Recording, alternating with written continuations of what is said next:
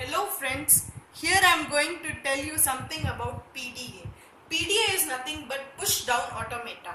It consists of 7 tuples, namely M is equal to Q, sigma, tau, del, Q naught, Z naught and F. Q is nothing but a finite set of states. Sigma is nothing but a finite set of input alphabets. Tau is nothing but a finite set of stack alphabet. Q naught is nothing but the starting state of PDA.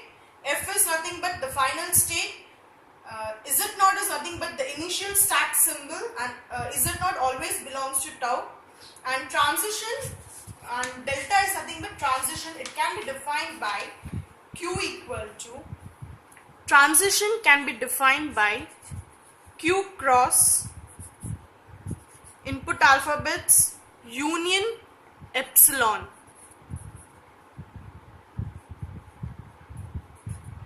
cross tau derives Q cross tau in one or more steps. Now let us discuss a simple example for the push-down automata that accepts the language A power n and B power n, and where n is should always be greater than or equal to 1. So the idea behind this is, whenever the input A is taken, we push it into the stack, and whenever the input B is taken, we pop the symbol A out of the stack, so that we get the equal number of A's and B's. And when we reach the state Z naught, we come to know that A power n is equal to B power n. That is, the number of A's and number of B's are equal. So we can draw the transition diagram as let the starting state be Q naught. So whenever our input A is read, whenever the input A is read, Z naught is at the bottom of the stack. So what we do is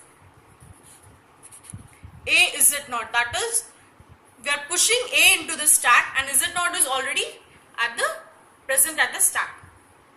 We can get any number of A's in our stack.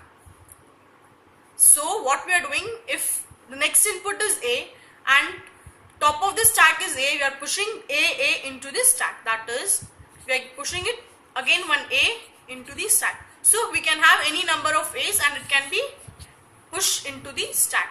Now we are getting the next element as B. So let's consider the string A, B, B, B. So whenever input A is read, we are using this transition to push it into the stack. When the next A comes, we are using this transition. Similarly, for the second A, we are using this transition. Now we are reading the input B. Whenever the input B is read and the top of the stack is A, what we are doing is we are popping that A out from the stack. So what we are doing is, suppose now we have 3 A's into the stack and we have to count the number of B's. So the first input B is read, and A is popped out from the stack. So our stack looks as, is it not, A. So we can have any number of B's. Since we have 2 number of B's, both these A's will be popped out from the stack, and at last we'll get Z naught at the bottom of the stack. So from this we comes to know that we have equal number of A's and B's.